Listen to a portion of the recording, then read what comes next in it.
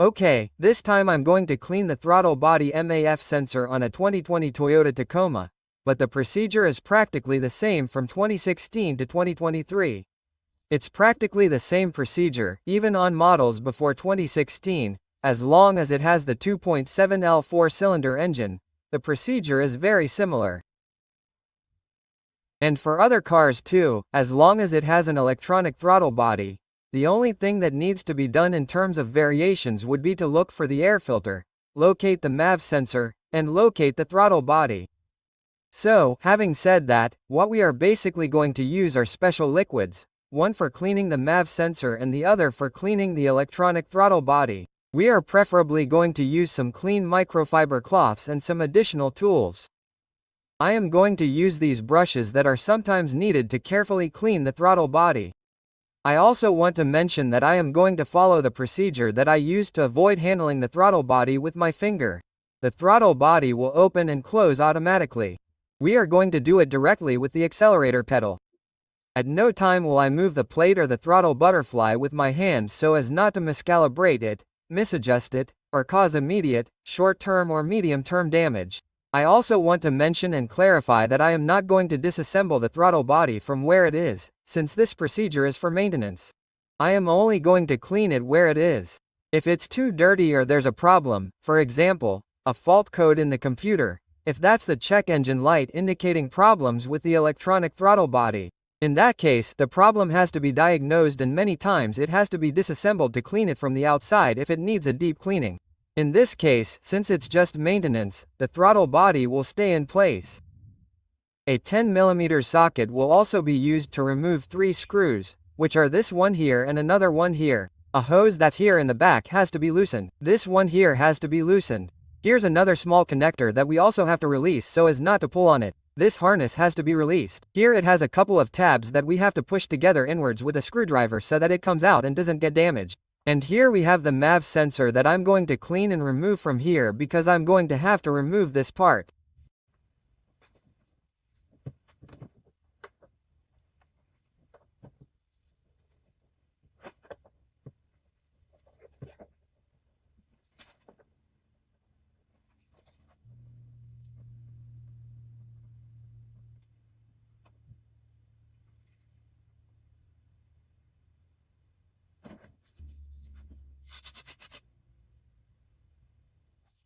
Well, as you can see, it's not very dirty, you can't see any dirt.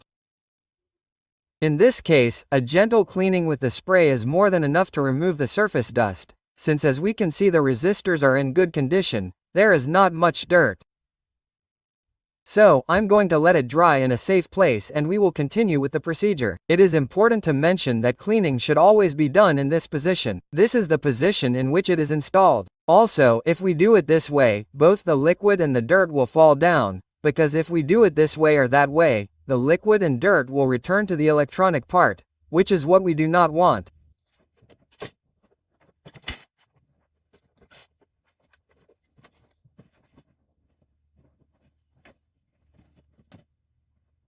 As you can see, in this case it will not be necessary to change the filter, since it is in very good condition. It seems that it was changed recently, or at least this truck has not been in places where there is a lot of dust, so it will not be necessary to change the air filter in this case. So, next I am going to lift this part here. At least I am going to move it to one side so that I can work on the throttle body.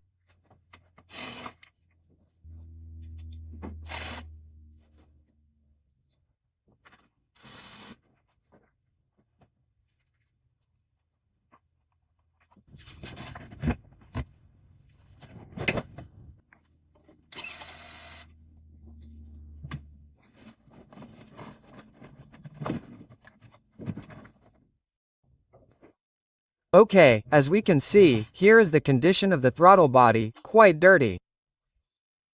What matters are always these edges here. That's where the computer regulates the idle speed through this actuator.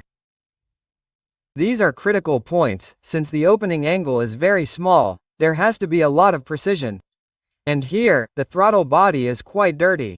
And we can also see that the air filter was probably changed not too long ago, but they never took the time to look at the condition of the throttle body, which is part of the maintenance that has to be done. So, next I'm going to clean the throttle body. First, I'm going to clean it like this. Then I'm going to turn the switch key to on and press the accelerator pedal so that the plate or butterfly moves, and in that way I can clean the actuator or throttle butterfly in the best possible way.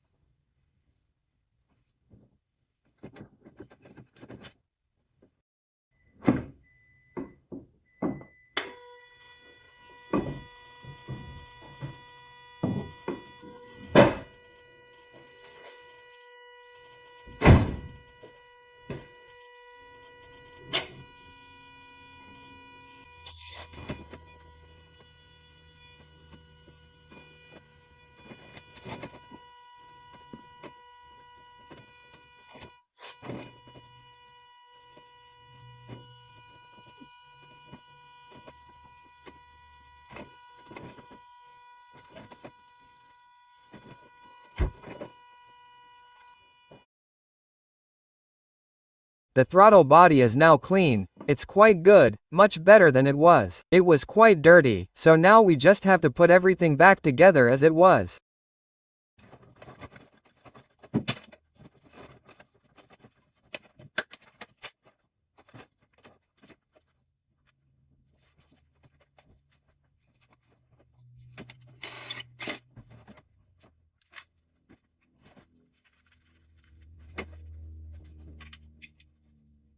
Okay, now everything is ready.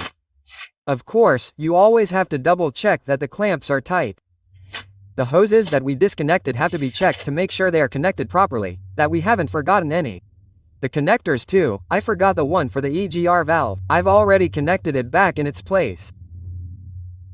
Of course, we have to check here that the air filter is in place, that it's properly sealed, of course, the MAF sensor too. In this particular case, what I'm going to do is disconnect the negative battery terminal for about 15 or 20 minutes. After that, I'm going to reconnect it. This is to reset everything to 0. I specifically want to reset all the values to 0, taking into account that the throttle body is already clean and was quite dirty. That way we start from scratch and the check engine light won't appear on the dashboard, since fault codes could have been generated, in this case by disconnecting the MAF sensor. So, I disconnect the battery, reconnect it and go to plow the engine.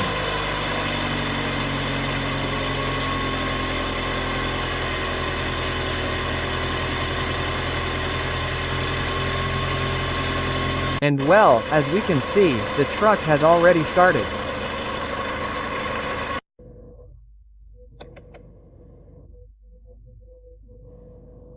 As you can see, initially it hasn't reached normal operating temperature yet, but initially the revolutions per minute are where they should be, between 750 and 800 revolutions per minute. Sometimes they can be a little higher because the truck is cold, but as we can see initially we can see that the revolutions per minute are at their exact point. And that's all for now. I'm going to leave the video here. Don't forget to like the video if you liked it or found it useful. That helps me a lot. And that's all for now. Thank you very much and see you next time.